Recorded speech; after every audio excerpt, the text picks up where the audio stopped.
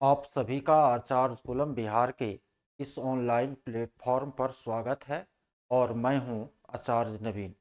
देखिए, प्रधान शिक्षक की काउंसलिंग जो है कल से शुरू होने वाली है। अभी तक जो है आपको बीपीएससी के द्वारा वाटर मार्क लगे डॉक्यूमेंट को डाउनलोड करने का ऑप्शन नहीं दिया गया है। जहाँ से ये डाउनलोड करना है वह लिंक जो है खुल ही नहीं रहा है।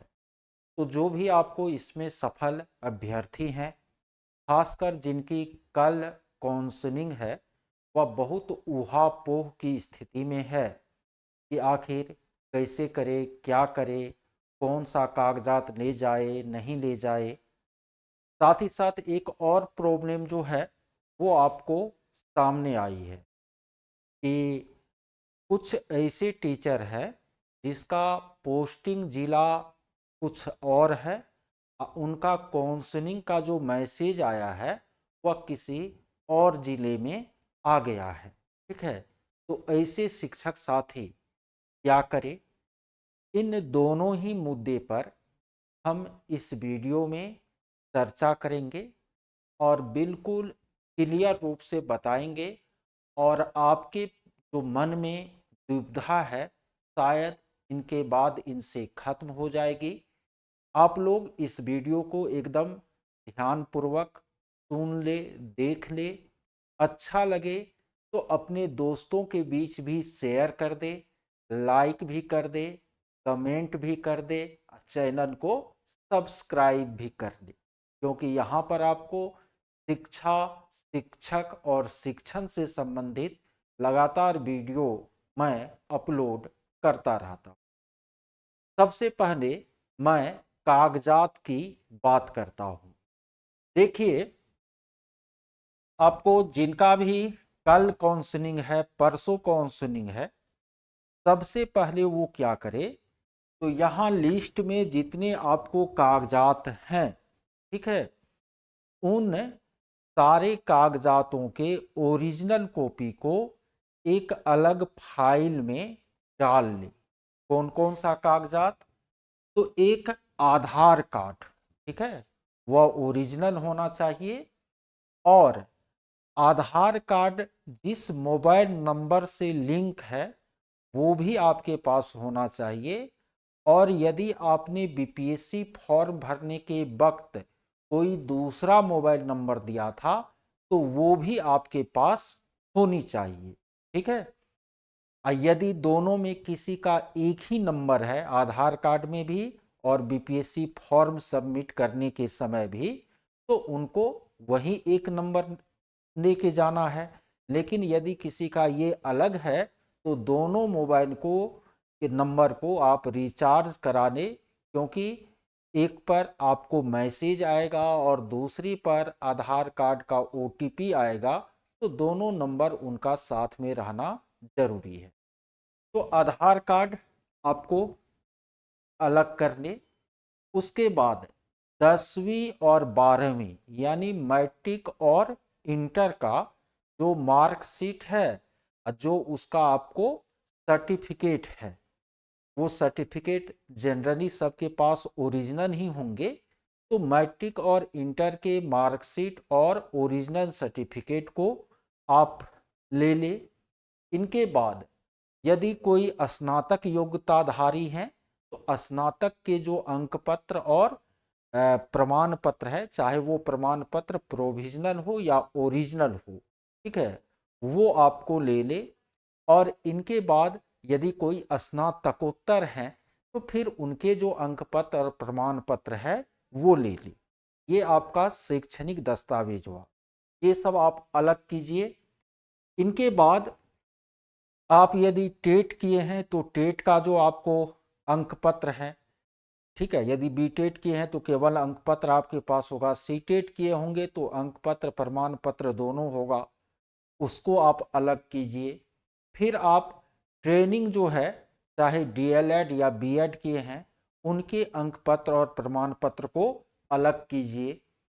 इनके बाद यदि आपने किसी भी प्रकार के आरक्षण का लाभ लिया है, चाहे वह आपको ओबीसी, ईबीसी जातिगत आरक्षण हो या आर्थिक आरक्षण ईडब्ल्यूएस हो या आपको दिव्यांगता से संबंधित आरक्षण हो, तो किसी भी आरक्षण का लाभ लिया है तो उनके लिए जो आपके प्रमाण पत्र है उनको आप क्या कीजिए, अलग कर लीजिए।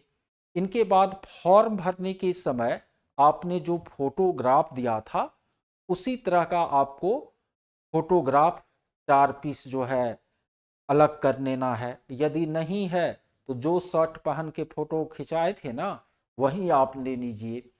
इनके बाद सबसे इंपॉर्टेंट इसमें मैंने छोड़ ही दिया, वो है आपको कि बीपीएससी वाला जो एडमिट कार्ड है ना उसका ओरिजिनल कॉपी आप अलग कीजिए और 4 फाइल आपके पास होनी। मेरे बात को समझ रहे हैं? क्या सब करना है? एक, आधार कार्ड। दूसरा, जो भी आपका शैक्षणिक योग्यता है, मैट्रिक, इंटर, ग्रेजुएशन जहां तक है, उनका अंक पत्र और प्रमाण पत्र। प्रमाण पत्र ओरिजिनल या प्रोविजनल जो आपके पास हो वो ले लीजिए। उनके बाद आपको टीईटी का अंक पत्र, यदि सीटेट है तो प्रमाण पत्र भी। उनके बाद आपको डीएलएड का अंक पत्र और प्रमाण पत्र। फिर आपको किसी भी प्रकार के आरक्षण का लाभ लिए हैं तो उनका प्रमाण पत्र। साथ ही साथ बीपीएससी एग्जाम में जिस एडमिट कार्ड के साथ आप शामिल हुए थे उस एडमिट कार्ड को, और फिर आपको फोटोग्राफ, इतना सारा आपको एक फाइल में सबसे पहले अलग करके कर लीजिए। इनके बाद बाजार जाइए, इन सारे कागजात का एक एक फोटोकॉपी आप करके उसको आप पिन अप कर लीजिए। ठीक है, इतना कर लिए। अब जो है देखिए कि वाटर मार्क वाला अपलोड करने का ऑप्शन कब तक आता है। यदि आज शाम तक आ जाती है या कल ही आ जाती है, कुछ ना कुछ तो होगा। तो यदि वो डाउनलोड करने का ऑप्शन आ जाता है तो आप वाटर मार्क वाला सभी कागजात को डाउनलोड कर लीजिएगा। ठीक है, इसके बाद उन सभी कागजात का आप दो दो फोटो कॉपी करा लीजिएगा। तो 3 गो वो हो गया, 2 गो ये है आपके पास पहले से इतने सारे कागजात, इनका जनरल फोटो कॉपी, फिर वाटर मार्क लगा हुआ कागजात और उसका आपको 2 गो फोटो कॉपी, 3 2 5 हो गया। अब आप क्या कीजिए, तो फाइल खरीद लीजिए। ठीक है, फाइल आपको खरीद लीजिए और उस फाइल कूट वाला जो फाइल होता है ऐसे करके या फिर बांधने वाला वो फाइल खरीद लेना है।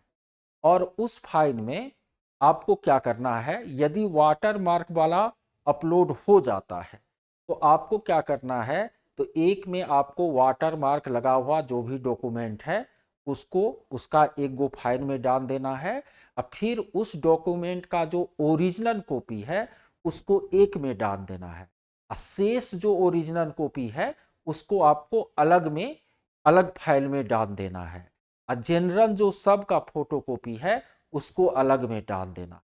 तो वहां जब आप काउंसलिंग कराने 4 फाइल लेके गए आप, वहां जब काउंसलिंग कराने जाइएगा तो पहले वाटर मार्क वाला फोटो कॉपी दीजिएगा और फिर उसी का वो ओरिजिनल मांगेगा। तो एक में आपको वाटर मार्क वाला ओरिजिनल है वो निकाल करके देते जाइएगा। अब आपको यदि वहां पर कहे कि नहीं आप फलाना जो है इस पर अपलोड नहीं किए थे लेकिन वो भी दिखाइए, तो एक अलग फाइल में शेष आपको ओरिजिनल है वो आप निकाल करके उनको दे दीजिएगा। ठीक है, तो कोई दिक्कत नहीं होगी। ठीक है, और वाटर मार्क को लेकर के बहुत परेशान भी नहीं होना है। इसलिए नहीं होना है क्योंकि ये किसी का अभी जो है डाउनलोड नहीं हो रहा है, ये केवल आपकी समस्या नहीं है, बहुतों की समस्या है।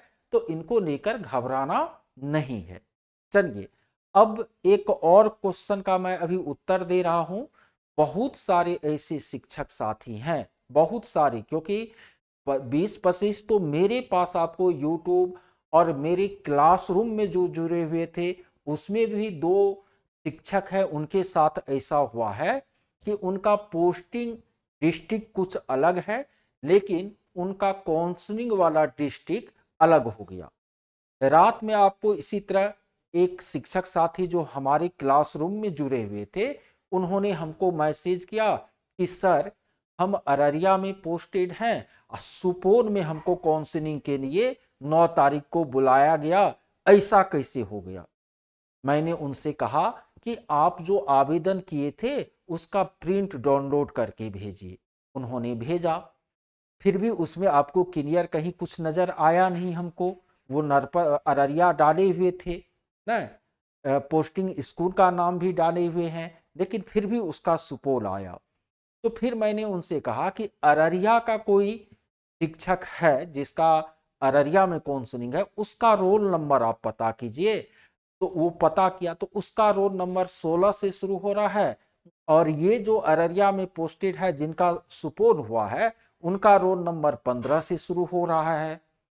तो बाद में हम यही विश्लेषण के बाद पहुंचे कि कहीं ना कहीं फॉर्म भरने के वक्त जो है आपको डिस्ट्रिक्ट पोस्टिंग डिस्ट्रिक्ट मांगा जा रहा था, और उसमें कहीं ना कहीं कुछ लोग मिस कर गए। वह जिस जिला में जाना चाहते थे वो जिला का नाम वहां पर डाल दिए, या आपको जो कंप्यूटर वाला जहां वो फॉर्म भरा रहे थे वही गलती किए होंगे, इसलिए ऐसी स्थिति आई है। ठीक है, तो अब प्रश्न उठता है कि ऐसे लोग करे तो क्या करे।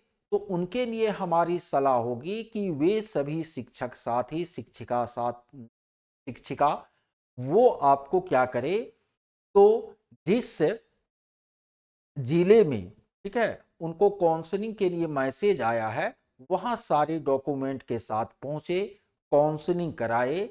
संभव हो तो आज एक एफिडेविट जो है वो भी आप क्या करें, बनवा ली। ठीक है, और जिसमें इस बात का आप मेंशन करें कि मैं फॉर्म तो सही सही भरा था, ठीक है, हमको कहीं कोई गलती दिख नहीं रही है, लेकिन फिर भी मेरा अलॉटेड जो काउंसलिंग का जिला है वो पोस्टिंग जिले से अलग है। तो वो जो आपको बनाएंगे आप एफिडेविट, तो उनको तब प्रस्तुत करेंगे जब काउंसलिंग स्तर पर उनकी मांग की जाएगी। अन्यथा पहले आप काउंसलिंग करा लेंगे और उसके बाद जो संबंधित वहां पर अधिकारी होंगे उनसे जाकर के इस प्रश्न को रखेंगे। साथ ही साथ ऐसे सभी साथी एक अलग अपना ग्रुप भी बना ले, और जो भी इस वीडियो को देख रहे हैं यदि आपके साथ ये समस्या है तो मेरा पर्सनल व्हाट्सएप नंबर है 9771048617, 9771048617। इस पर आप क्या करें, मैसेज करें, और जो भी इस तरह के प्रॉब्लम वाले लोग हैं उनको उनका मैं एक ग्रुप बना देता हूं, उसमें आप एक दूसरे से अटैच रहेंगे। और यदि इस पर कोई आगे समस्या होती है तो यहाँ से राज्य स्तर तक इनके लिए स्ट्रगल किया जा सकता है। ठीक है, तो इसलिए उस ग्रुप में आप जुड़ सकते हैं यदि आपके पास वो समस्या है तब। ठीक है, और नहीं है समस्या तो मैसेज करने की जरूरत नहीं है। चलिए, इस वीडियो में इतना ही। फिर आगे यदि कोई अपडेट आती है तो मैं वीडियो लेकर आऊंगा। धन्यवाद।